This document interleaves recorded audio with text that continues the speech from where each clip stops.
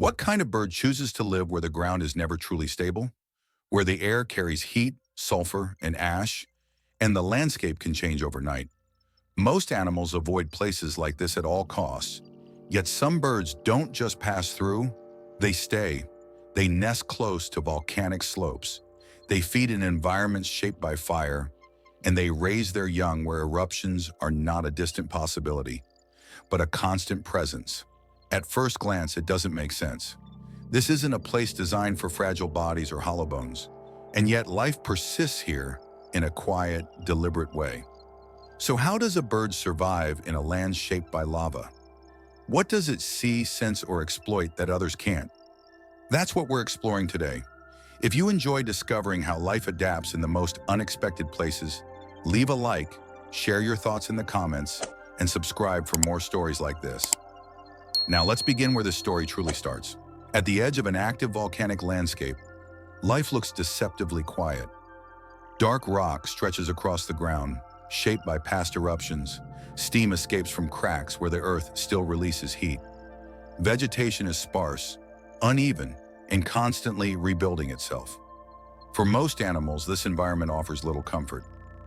Food sources appear unpredictable. Shelter can vanish without warning, and the ground itself cannot always be trusted. Yet birds are seen here regularly, not flying over, but landing, standing on volcanic rock, resting near warm soil, moving calmly through areas shaped by fire. This isn't coincidence. These birds are not lost or displaced. They return to these regions repeatedly, generation after generation. What draws them here is not immediately obvious. There are no lush forests, no abundant water sources, no obvious safety advantages. From the outside, it looks like a poor decision. But survival is rarely about comfort. It's about opportunity. Often hidden, often misunderstood. And in volcanic regions, opportunity takes forms that are easy to overlook. Volcanic regions are not static places. They are constantly changing, sometimes slowly, sometimes overnight. Heat rises from the ground. Ash reshapes the soil. Gases alter the air in subtle ways. To most species, this instability is a threat. But for certain birds, movement and change are nothing new. Their lives already depend on reading the landscape moment by moment. Here, predators behave differently. Many avoid the heat, the unfamiliar smells, the uneven terrain. Competition is lower than in fertile regions nearby. Fewer rivals, fewer ambushes. Insects appear where warmth meets moisture. Small organisms thrive in cracks, under stones, along newly formed ground. Food arrives in short bursts, unpredictable, but abundant when it comes. These birds don't dominate the environment. They adapt to its rhythm. They arrive, leave, return, and adjust. Volcanic land doesn't reward permanence, it rewards awareness. And that changes everything about how survival works here. At first glance, these birds don't look different. No unusual colors, no extreme size, no obvious physical armor against heat or ash. What stands out is behavior. They choose where to land carefully. They avoid surfaces that hold heat for too long. They rest where the ground cools faster, where wind disperses gases, where exposure is brief. Flight paths are precise, short hops instead of long stays. Constant repositioning, even during feeding. When volcanic activity increases, they don't panic. They leave early, not fleeing blindly, but relocating just far enough to wait. This is not bravery, it's timing. Generations living near unstable ground have shaped instincts that favor caution over strength. Awareness over endurance. The volcano is never ignored, it's monitored. And that quiet vigilance is the first real key to understanding how life continues here. Living near volcanic ground introduces challenges that go far beyond heat alone. Temperature fluctuates rapidly. Gases released from the soil can alter oxygen availability. Even the air density changes slightly near geothermal vents. Birds are especially sensitive to these factors. Their metabolism runs fast. Their respiratory system is highly efficient, but also exposed. What allows survival here is not resistance, but regulation. These birds rely on precise control of body temperature, limiting how long they remain close to warm surfaces. They avoid direct contact during peak heat and shift activity to cooler intervals. Airflow matters. Wind disperses gases and reduces thermal buildup. Birds instinctively position themselves where convection works in their favor. None of this requires conscious planning. It's the result of selection acting on countless small decisions made over time. In volcanic regions, biology doesn't overpower the environment. It learns to work within narrow margins, and those margins are where survival is decided. Among the birds most often observed near volcanic and geothermal regions, one appears repeatedly, not by chance but by preference: the alpine chough. Found across high-altitude landscapes in Europe and parts of Asia, this bird is frequently seen near volcanic slopes, geothermal fields, and fumaroles, places shaped by heat, wind, and constant geological change. At first, it seems like an odd choice. The alpine chough is not built for extremes of temperature in the way desert animals are. It has no visible insulation against heat, no unusual physiology that would suggest resistance to volcanic conditions. What it does have is flexibility. These birds are highly mobile, socially intelligent, and deeply attuned to their surroundings. They move easily between safe zones and volatile ones, exploiting narrow windows of opportunity. They are not volcanic specialists in the traditional sense. They are environmental opportunists, capable of turning instability into advantage.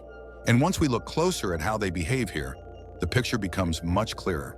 Volcanic regions may look empty, but they are far from lifeless. For the alpine chough, these landscapes provide subtle advantages that are easy to miss. Geothermal heat keeps sections of the ground free of snow for much longer. In cold, high-altitude environments, that matters. Exposed soil means access to insects, seeds, and organic material when surrounding areas remain frozen. Warm air rising from volcanic terrain also creates predictable air currents. For a bird adapted to soaring and gliding, this reduces energy costs. Less effort spent flying means more time feeding, resting, and monitoring the environment. Human activity is lower in these zones. Few predators linger near unstable ground. Competition from other bird species drops sharply. The volcano does not provide comfort, it provides access. Access to food when others can't reach it.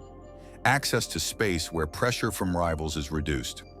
Access to microhabitats that only a small number of species can use safely. Here, survival isn't about resisting danger. It's about using what danger leaves behind. The alpine chough rarely operates alone.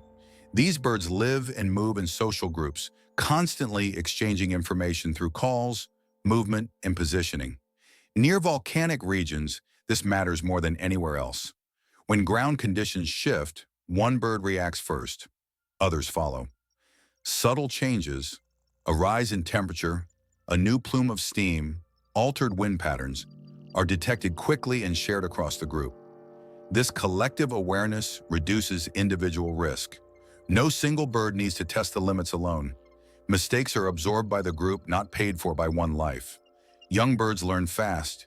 By observing older individuals, they inherit an invisible map of safe zones and dangerous thresholds. Where to land, where to avoid, how long to stay. Over generations, this social memory becomes as important as physical traits. In volcanic landscapes, knowledge moves faster than evolution, and that shared intelligence allows these birds to exist calmly in places where hesitation could be fatal. One of the biggest misconceptions about life near volcanoes is the idea of toughness. That survival here requires extraordinary endurance or resistance to extreme conditions. For these birds, the opposite is true.